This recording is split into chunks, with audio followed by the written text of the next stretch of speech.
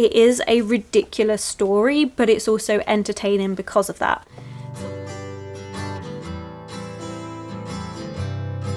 Hello my loves, and thank you for joining me. It's Kirsten, and today we are doing a daily vlog in partnership with Your Paper Quest. I've worked with Your Paper Quest in the past. Your Paper Quest is a book subscription service that focuses on indie authors, which I love. I love the fact that we are helping out indie authors with this, that they are giving them the limelight. You get 2 books, which is awesome. They're both shorter books and it's always around a different theme. The genres can also change every single month, but we have had a couple of changes. So where this used to be a monthly subscription, you can now get a bi-monthly or quarterly subscription. Bi-monthly being every 2 months and quarterly every 3 months, and that's for people who find it a bit overwhelming to be getting 2 new books every single month. Also, if you are interested in trying it, I now have a promo code which I'll have in the description below for you, where you can get 20% off your first month, and the code is Nymph20. So I'm really excited for that. I think it's great, and I do think you should give these a try. The last box I got was fantasy books, and I found author, which I really enjoy. I recently read their second book,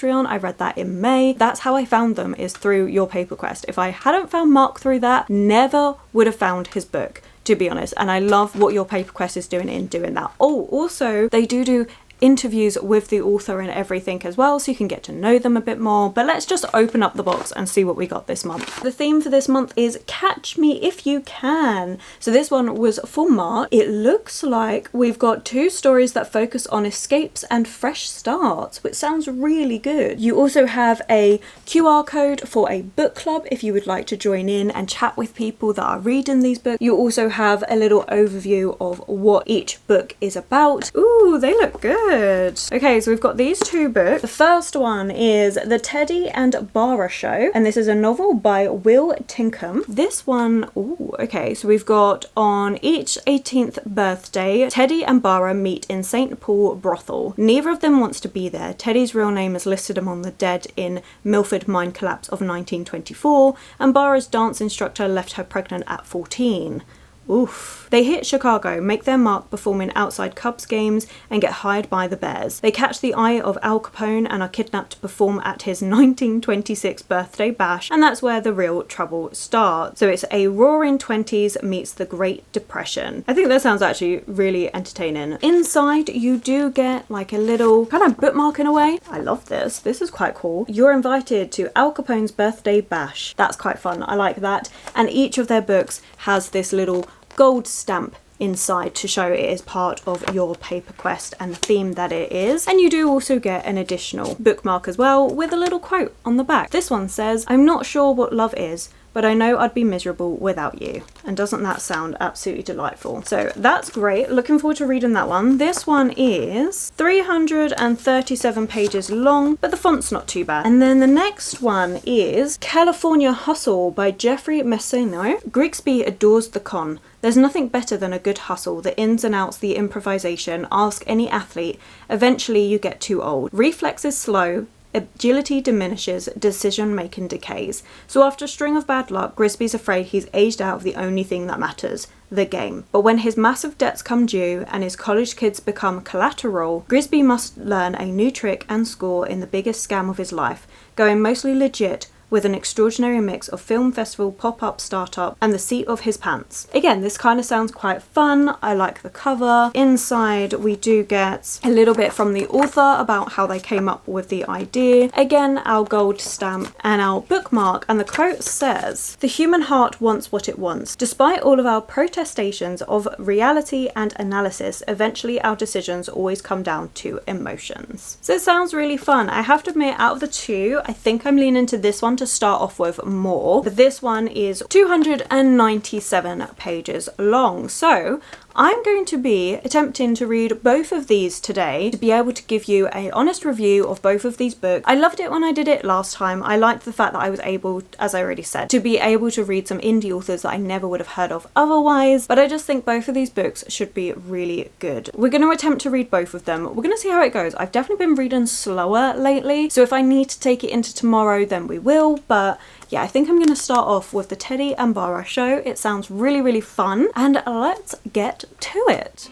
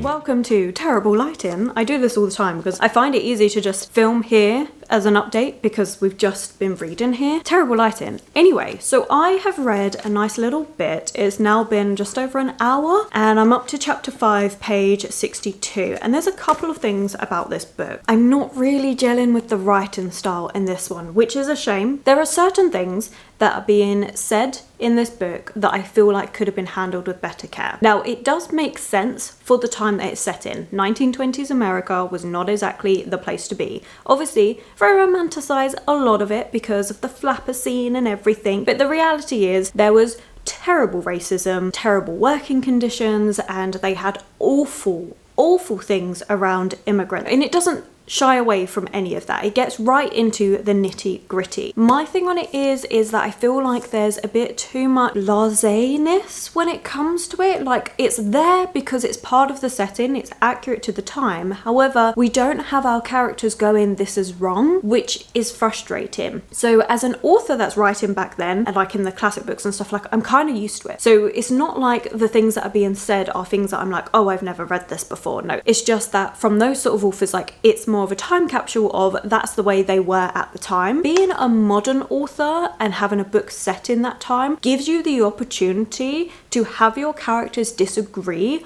with the way things are. Now, I do understand that Teddy and Bara, or Teddy's name isn't that, he changes it, Delmar, and he changes it to just Del before changing it to Teddy. They're 18 years old. They can't do much. They feel very stuck in their situation. They are tight on money. They've both lost their parents and stuff. Like, it's not an easy situation to be in. At the same time, I do feel like you could easily have them thinking these things are wrong and getting frustrated at not being able to do anything, but it's not really done like that. It's just kind of done as we accept it and move on. So it's not really spoken about. Reminds me a bit like the Diviners from Libba Bray, where it's set, I say Diviners because that's the only one that I've read with a 1920s setting, I'm pretty sure, or at least the one that comes to mind, but it's set in 1920s and it acknowledges these horrible things about America's past, and it does have its main characters going, this isn't right, we don't support this. It's a bit of a missed opportunity with this, even for them just to think it. Also, when it comes to Del, he is described as being fat a lot, like a lot, which is fine, but the way it's done isn't nice. So like it will be commented on twice in this short bit about how, oh, it's surprising that Del's a good climber because he's fat. Does it matter? And so it's like, it's little things like that where I'm like, I can't quite gel with the writing style. Again, it could be argued, well, that's how it was in the 1920s, and that's fine. Everyone's got their own opinion on that. I don't enjoy fat phobia. It's something I really don't like. It's why I don't like The Hobbit by J.R.R. Tolkien, is because all they go on about is this one particular character being fat every time he's described. And every time Del Teddy is described, is brought up about how he's fat and has got acne, and I don't like it. I mean, it's a me thing. The actual plot line is interesting, it's fast paced. I definitely feel like this could be a film. These two characters that are running away together and they're taking on these different things, like they're being clowns, they're trying to make money and stuff, and then they end up in a ridiculous situation with Al Capone, which I'm not up to that. We are up to the bit where they've ran away and started being clowns. Another thing that I would say could have been handled with a little bit of care is Bara, and Bara telling her story. So they meet each other in a brothel and Bara's telling Dell her story, and it is horrible. It's a horrible story, like the fact that she was 14 and pregnant because her ballet instructor took advantage of her is horrible, but it's done with a kind of carelessness, which again could be argued in their life, like they can't focus on things like she's alone, she's got no money, she's just having to make ends meet, and sometimes that means that you do really horrible things, and that's true. But you can still take care with something like that, especially because some scenes of it, it's not like really explicit, but it is horrible because that's not the only thing that's told. There was another situation. I just feel like, again, it could have been handled with a slight bit more care. Again, this lighting is going in and out like a yo-yo, but that's fine. It works for the whole book. Like the writing style is consistent. It's just for me, this is a writing style that isn't working and it's making me feel a little bit uncomfortable in certain things, which, you know what, it maybe wanting to do that. But again, if we ignore the writing style, it is a fun plot. Like it is quite silly having these two characters that have been thrust together in this situation that are now trying to be clowns, that they're making money for the first time, and you know, that's good. And we are starting to see Bara push back and go, these things aren't right. Like they meet these young children who are being forced to work and they're really ill, and she's like, this is wrong. And Dell goes, wow, my manager in the mines was only 14, and she's like, yeah, that doesn't make it right. So I like the fact that she's pushing out and we've started to have that, and so we'll probably see some character development. It's definitely a book that I think I'm gonna have to dip in and out of because I'm not loving the writing style. That being said, I think I'm gonna actually move on and read this one and see how I get on with this, and hopefully I just prefer the writing style. I did find the last time with your paper quest, I had one book that I loved a lot more than the other. So the one I loved a lot was Mordax by Mark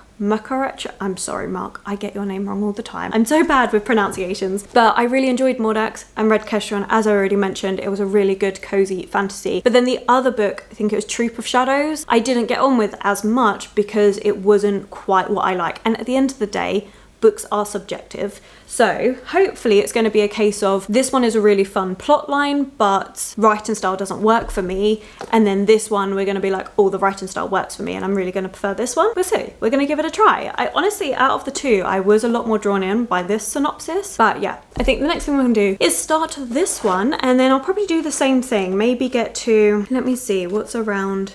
Okay, yeah, so we've got, let's try up to chapter 8, page 58. Read this first bit, give you my impressions, and then decide which one I'm going to carry on with, because I think I'm really going to have to decide whether I DNF this one or continue on with it. As I've always said to everyone, DNFing is not a bad thing. Like, if you are not enjoying a book or it's not the right time for you or something, then DNF and move on to something else. So I might have to consider DNF in this. What I'll probably do is probably give it to page 100. Actually, we'll give it up to chapter 8, page 106. If I end up getting sucked into the story and can overlook the things, or it started off that way but things get better, then I will know by this page mark and I can decide whether I'm going to continue. But before that, I'm still going to start this to give myself a little bit of a break. Yeah, okay, I'm waffling, it's what we do, but I am going to, I think I need to hoover first, and then I'm going to start this one.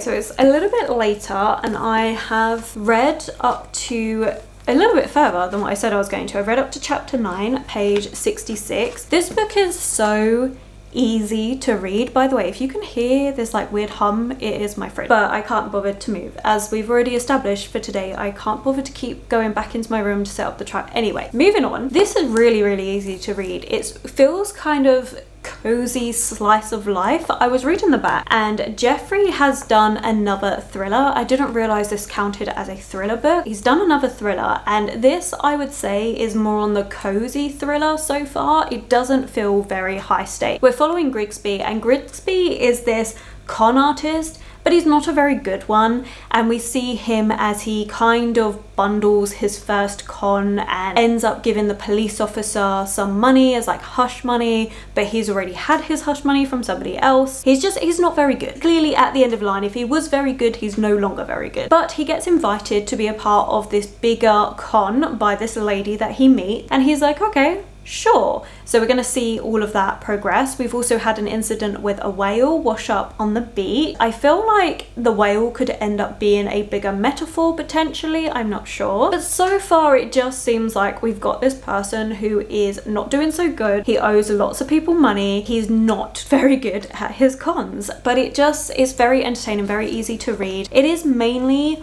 all conversation. Even on this page, the only bit of description is at this very little bottom bit. The rest of it's all dialogue. Makes for really quick reading. I can't remember a book where it's been mainly dialogue that I've read. I feel like there must have been, but I can't think of one off the top of my head. But at the same time, because it's really light on the description, it's so easy to read. Like, I don't have to concentrate on it, is why I'm able to read it that much faster. I'm not having to concentrate on this book. It's something I can easily pick up and put down. I don't have to try and pay attention to lots of things that are going on to still know what's happening, because it's just dialogue. It works well. Like, this is a sort of book I would read after an early shift when I'm tired and I don't have the mental capacity to focus on more complex work. So I'm kind of enjoying it. Like, is this the sort of thing I would normally read? Not yet. Depending on, I feel like it could definitely get very entertaining, but it's also meant to have like a larger point to make about life. So this isn't necessarily the sort of thing. However, I do like some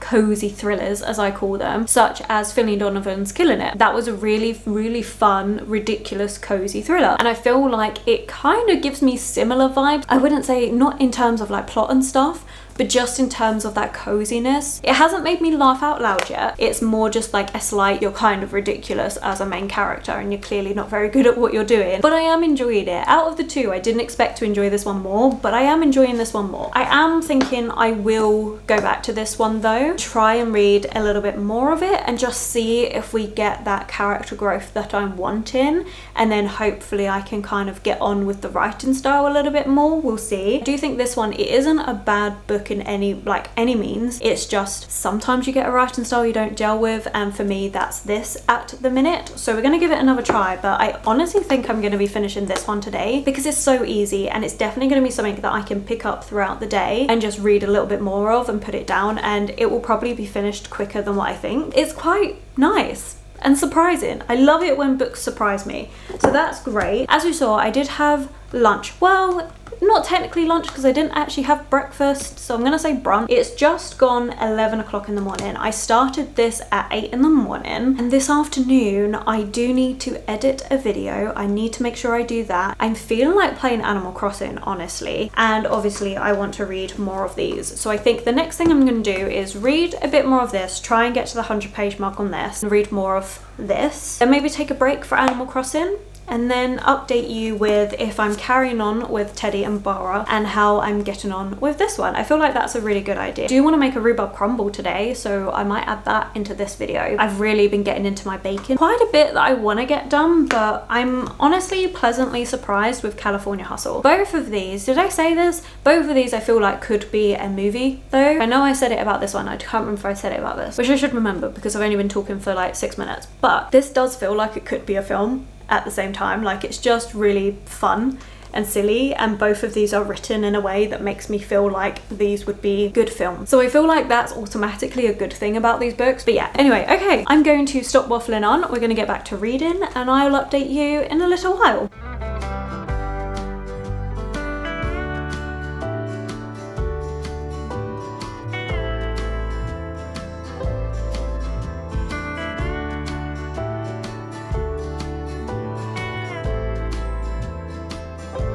I have not edited like I said I was going to. Instead, it is almost 3 o'clock in the afternoon. I have just been focusing on reading, and I have come to a decision about the Teddy and Bara show. So we're going to do this one first. I spent probably about 20 minutes flicking through this book, which is something I do when I'm not enjoying the writing style, want to know whether what's happening in the plotline is worth pushing through it. Rarely ever do that, and it's the same case for this one. I feel really bad about DNF in this. At the same time, I'm not enjoying the writing style, so there is no point pushing through it. The actual plotline of this book is entertaining, it's fun, like I say, it will make a good film. However, the characters I'm not getting on with, because the things that have happened to them, it's not been explored enough for me, and I just feel like everything's very surface level. They're such dark topics, especially when it comes to Bara, that I'm just like, I don't feel comfortable reading it. So yeah, I'm gonna put this one down, unfortunately. I might come back to it at a later date, but for this video at the very least, this is gonna be a DNF for me. It's just the writing style itself, and again, other people may really enjoy this one and get a lot more from it, especially if you want that kind of comedic take where you've got Al Capone invest. I feel like that part of the book is going to be really entertaining to read. Get in there. I mean, it's not happened yet. I was flicking through to like just past the 100-page mark and it hadn't happened. I feel like for me to try and push through to the part that I want to read, it's not working for me. But if it sounds interesting to you and you like the idea of this book,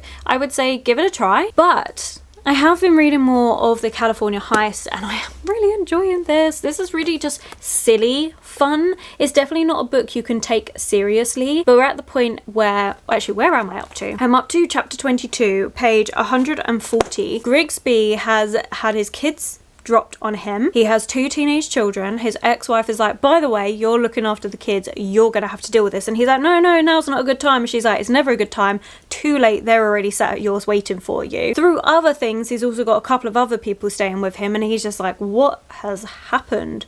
How has this gone on? He has no idea how to interact with his kids. He doesn't know what to do with them. Things do start looking up, and the kids start getting involved with the con because they're interested and entertained, and he's like, oh my god, this is great. They're actually wanting to be involved. Is it the best parenting in the world that's going on? No, but it's quite nice to see this family kind of come together in some way. The actual con itself is the most ridiculous thing because it's to do with social media and going viral and all of this stuff, and it's so ridiculous to read, so you can't take it seriously. But it's fun, it's entertaining, it's an easy read, and I am reading this quite quickly. Like I said, because a lot of it is dialogue, it's so easy to read. Some of the pages and that, the way they're spaced out as well, there's not loads of text on a page, so it's really quick to read. There has been some instances where there's been more description, so like there was quite a lot of description going into this where he was like thinking about what am I gonna do, because mob boss, I'm gonna call him mob boss, don't think they're actually a mob boss, but the person that he owes loads of money to, his debt's now transferred to somebody else,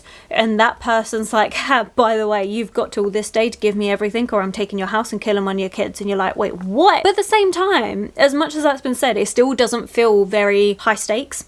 So it's just kind of ridiculous. It is a ridiculous story, but it's also entertaining because of that. So I have 156 pages left of this book, and I am planning to read a bit more of this evening and then potentially finish it tomorrow morning like I like to do when I'm off, which is wake up, have a hot drink and sit down with a book. So I might do that for an hour in the morning to finish it then, because I am reading this quite quickly, so I can read about 70 pages in an hour, and it's been quite good. So I'm thinking that is the plan of what I'm going to do with this, and take it into tomorrow, and we'll wrap up this vlog tomorrow morning because I haven't edited, as I said, and I really need to get on and do that. And I know the editing is going to take me about 2.5 to 3 hours. Still want to do the rhubarb and stuff, but I had to clean out my oven. Pretty sure from when I cooked a burger yesterday, not sure how, but there is a helicopter flying around.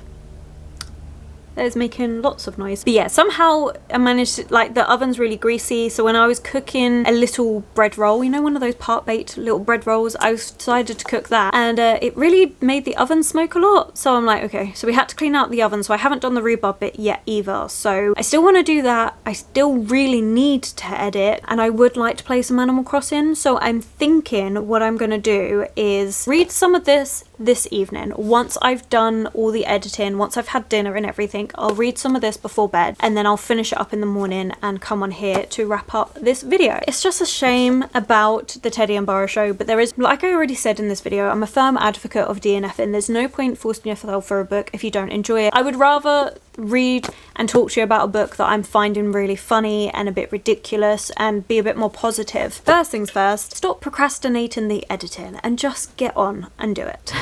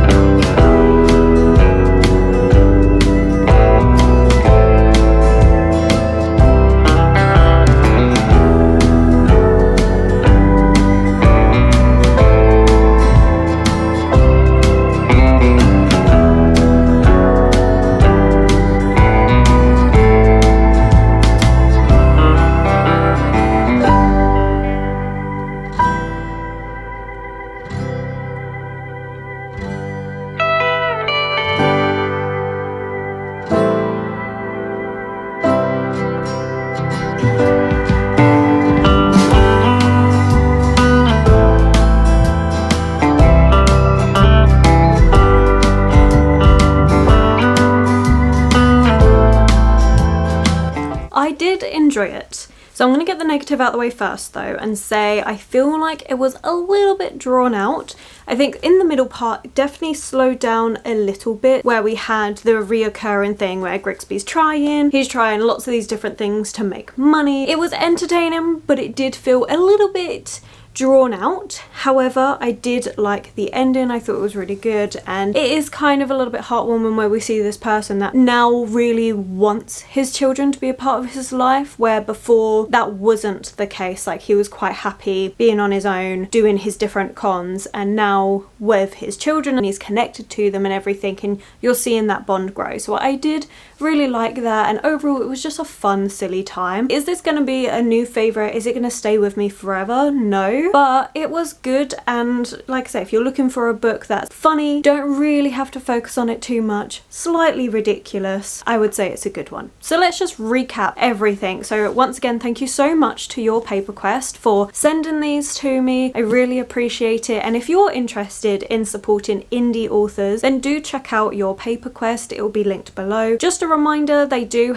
now have a bi-monthly and a quarterly subscription if you're interested in that. Themes do change month to month. It's not a set genre box, so that's what I like about it. It's different. For me, with these especially, these were definitely outside my usual reading taste, and for me to give a try, and it was good fun to try books like that. And if you would like 20% off your first month, then you can use my code Nymph20. Again, everything will be in the description below for you. But let's recap the book. Unfortunately, the Teddy and Bara show, the writing style didn't work for me, but I do think the plot is a good one. I think it would be really interesting, and I am intrigued to get back to it at a later date to find out what actually happens with Al Capone, because that's the part that I'm like, I really want to know what happens there. It was just unfortunate I couldn't quite get on with the writing style of this one, but would still recommend if you think the plot sounds hilarious. Reminder that there are a couple of darker things, especially Bara's had to deal with. And then of course we have California Hustle, where we're following Grigsby, who is this con artist who is not so good. It kind of reminds me of, if you've seen Only Fools and Horses, where you've got them constantly trying to